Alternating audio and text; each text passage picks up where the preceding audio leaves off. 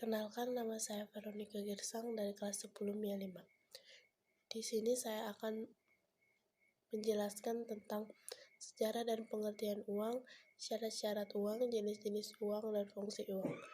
Pertama adalah sejarah dan pengertian uang. Berdasarkan ini, sejarah keberadaan uang pertama kali dicetuskan oleh bangsa Lydia yang hidup di wilayah Turki pada abad ke-6 sebelum Masehi.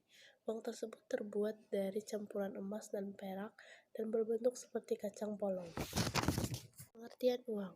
Dalam perekonomian modern, arus barang dan jasa sebagai faktor memuas kebutuhan manusia semakin beragam.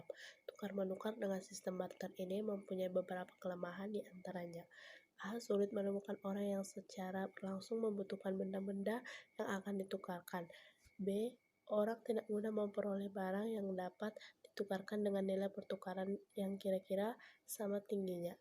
Dalam sejarah uang, beberapa jenis barang yang pernah dipakai sebagai uang diantaranya 1. Kerang, 2. Emas, 3. Gigi, 4.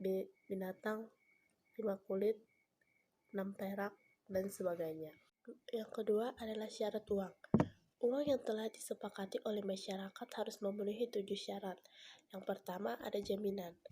Artinya harus dijamin pemerintah sehingga penggunaannya untuk berbagai keperluan dapat dipercaya oleh masyarakat. Yang kedua adalah diterima secara umum, yakni kegunaannya harus diterima sebagai alat tukar, penimbun kekayaan, atau pembayar tukar. Yang ketiga adalah mudah disimpan, berarti bentuk fisiknya tidak boleh terlalu besar. Yang keempat adalah mudah dibawa, berarti harus mudah dipindahkan dari satu tangan ke tangan lain. Yang kelima adalah tidak mudah rusak, agar dapat bertahan untuk jangka waktu yang relatif lama. Yang keenam adalah nilainya stabil, artinya tidak naik turun. Yang ketujuh adalah mudah dibagi, maksudnya apabila nominal uang hanya terdiri dari satu jenis pecahan, maka tidak memungkinkan kita untuk berinteraksi. Yang ketiga adalah jenis uang. Berdasarkan pengelompokannya, jenis uang dibagi menjadi 4, yaitu yang pertama, berdasarkan bahan pembuatannya. Uang logam terbuat dari logam, emas, atau perak, dan nominalnya kecil, seperti Rp100.000, Rp200.000, Rp500, dan Rp1.000. Kedua adalah uang kertas, dibuat agar tidak mudah robek, luntur, dan tahan terhadap air. B. Berdasarkan nilai. Yang pertama bernilai penuh, merupakan uang yang nilai intrinsiknya sama dengan nilai nominal. Misalnya nilai emas pada uang logam Rp500.000 bernilai sama dengan nominalnya. Yang kedua tidak bersifat penuh, yaitu nilai intrinsik lebih kecil dari nilai nominal. Biasanya terdapat pada jenis uang kertas.